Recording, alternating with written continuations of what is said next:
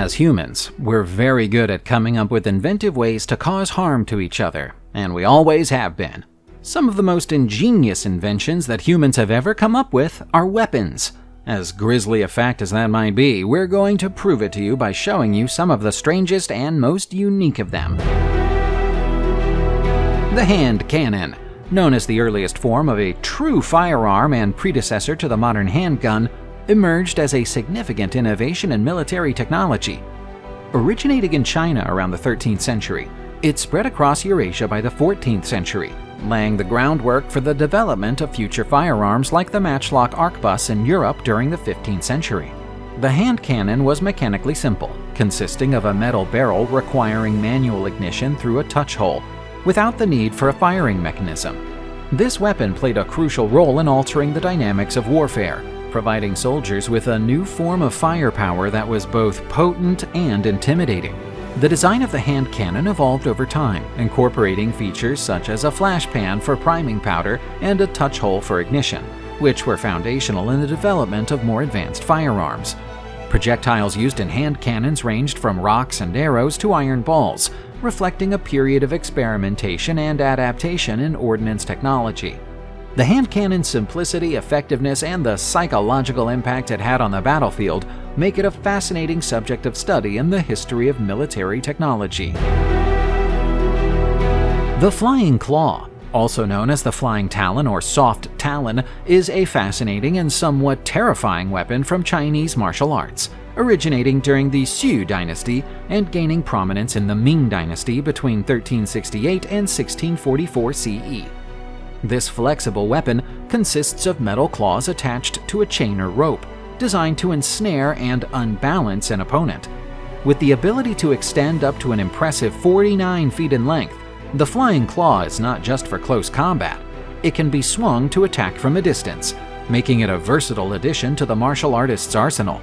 Some variations include a spring mechanism that allowed the claw to open and close, enhancing its gripping capability, even to the extent of grabbing trees and stripping their bark. Another variant, the iron claw, attaches the claw directly to a handle, creating a mace-like weapon for a different style of combat. These intriguing weapons showcase the innovative and strategic thinking behind traditional Chinese martial arts. They might never have been used as battlefield weapons in the conventional sense, but that doesn't make them any less deadly. Next up, we have the Guisarme, a formidable pole weapon that left its mark between the years 1000 and 1400. Originating from a term likely sprouting from Old High German meaning weeding iron, this weapon exemplifies the innovative spirit of medieval Europe. The Guisarme started as a humble tool turned weapon, embodying the creativity of peasants who fused everyday tools with long poles for defense and combat. Initially just a pruning hook atop a spear shaft, the design evolved significantly over time, incorporating a reverse spike for added veracity. Its effectiveness was such that by the 13th century, there were calls to ban it from battlefields. The evolution of the Guisarme didn't stop there. It became a sort of umbrella term for any weapon featuring a hook, leading to a fascinating variety of polearms. However, the debate over its exact form continues among historians, with some, like Ewart Oakeshott, suggesting it resembles a crescent-shaped double-socketed axe. This theory draws support from its interchangeable use with axe in literary works like Sir Gawain and the Green Knight. However, other texts from the era maintain a clear distinction between the Guisarme and an axe, showcasing the rich tapestry of medieval weaponry and the ongoing quest to unravel its mysteries. Our next weapon is the Bichua, a fascinating dagger with origins in the Indian subcontinent that boasts a design as striking as its history. This unique weapon, reminiscent of a scorpion's sting, which it's named after in Hindi, features a loop hilt and an undulating sharp blade, often mirroring the shape of buffalo horns. Its design roots trace back to the medieval empire of Vijayanagara in southern Karnataka, highlighting the Bichua's deep historical significance. Crafted to be both practical and decorative, this dagger not only served as a formidable tool of defense but also as an artistic expression, with some hilts adorned with the fearsome face of a yali, a protective demon, adding a layer of cultural richness to its metallic form. The Bichua's cunning construction allowed it to be easily concealed, making it a perfect choice for stealthy maneuvers. Its versatility was further enhanced when combined with the Bagh nakh, a weapon with claw-like projections, creating a hybrid known as a Bichua Bagh nakh. This deadly duo became legendary when used by the Maratha king Shivaji in the 17th century for the covert assassination of Afzal Khan. The Pesh-kabz, a knife that boasts a fascinating blend of deadly efficiency and artistic craftsmanship, originally hailed from Safavid Persia in the 17th century. Designed to penetrate mail armor, its name, meaning foregrip in Persian, reflects its purpose and design sophistication. What sets the Pesh-kabz apart is its unique hollow ground recurved blade, which tapers to a needle-like point, allowing it to split chain links upon impact. This feature, combined with a T cross-section for strength, exemplifies the weapon's purposeful engineering, making it an exemplary piece of military design.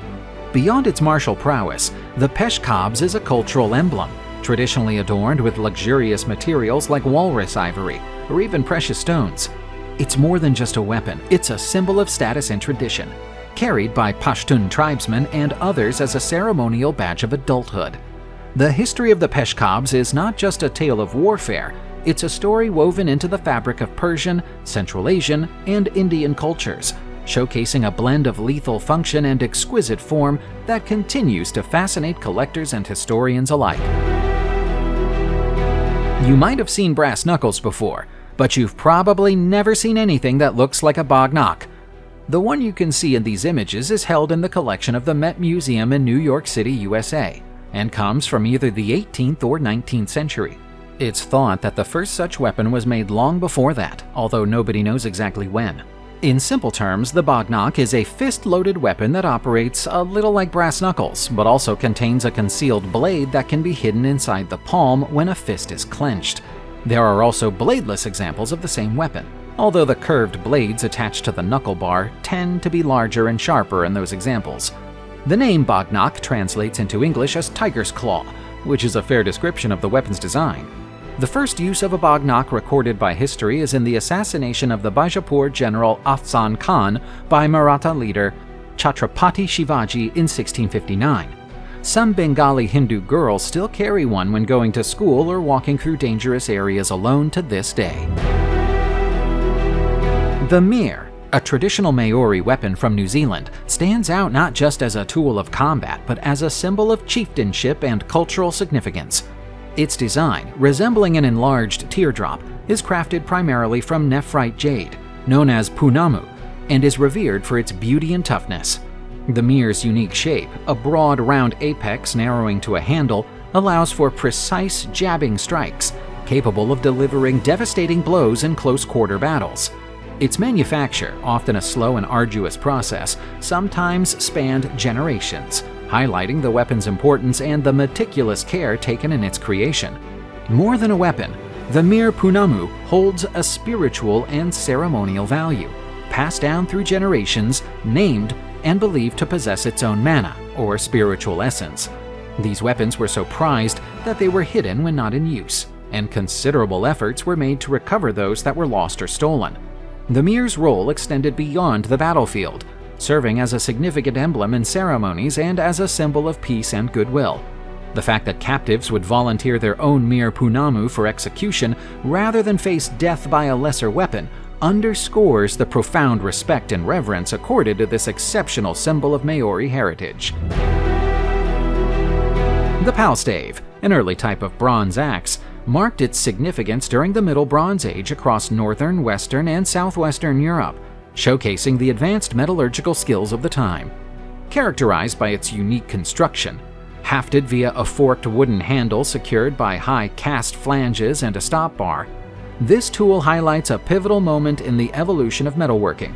Its design, notably thicker on the blade side than on the hafting side, distinguishes it from its predecessors, the flanged axes, reflecting a period of innovation and refinement in bronze craftsmanship. These axes were meticulously cast in bivalve molds, using materials such as clay, stone, or bronze, underlining the technological prowess of the era. Interestingly, the term Palstave itself, as popularized by archaeologist John Evans in the late 19th century, is derived from a Scandinavian and German misnomer, tracing back to the Icelandic word Palstave, which refers to a digging tool rather than an axe. Despite this linguistic confusion, the adoption of the term underscores a fascinating aspect of archaeological terminology, where the evolution of language intertwines with the discovery and interpretation of ancient tools. The Sodegarami, or sleeve entangler, stands out as a unique and ingenious tool from feudal Japan, used by the samurai and their retainers. This pole weapon, measuring approximately 6 feet 7 inches in length, was designed with multiple barbed heads to catch the sleeves and clothing of suspects, preventing them from escaping and making it easier to disarm them without causing injury.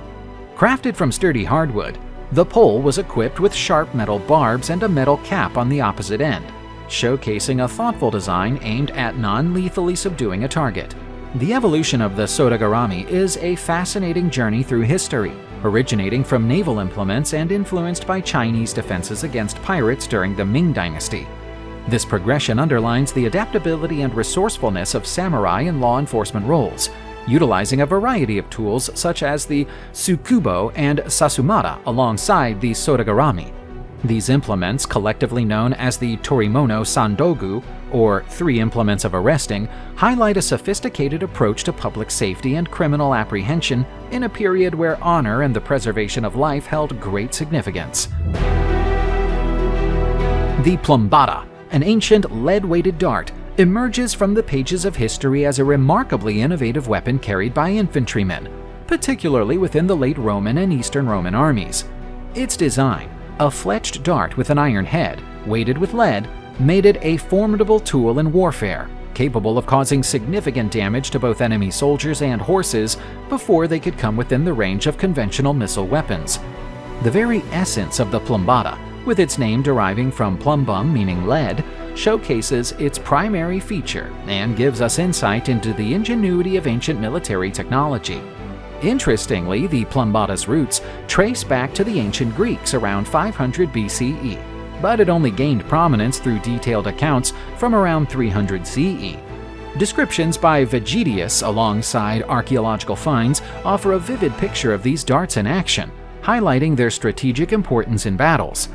Each soldier could carry 5 of these lethal darts within the hollow of his shield, transforming legionaries into the equivalent of archers, thus broadening the scope of their offensive capabilities. This blend of ancient craftsmanship and strategic foresight underscores the Plumbata's role not just as a weapon, but as a testament to the adaptability and resourcefulness of ancient military engineers. The medieval gun shield, a fascinating hybrid of firearm and defensive armor, emerged in 1544 as an experimental concept proposed by the gunsmith Giovanni Battista of Ravenna to King Henry VIII of England. This innovative design integrated a gun within the center of a metal shield, complete with a viewing grill, marrying the offensive capability of a firearm with the protective function of a shield. Initially, 100 of these gun shields were commissioned for the Royal Guards, showcasing a bold step in the evolution of military technology. The existence of 2 variants, one Italian with a smaller caliber and lighter build, and one British, assumed to be used on ships due to its heavier construction, suggests a tailored approach to their deployment. Remarkably, 46 of these gun shields survive today, found in royal armories and even among the wreckage of the Mary Rose, providing a tangible link to their historical use.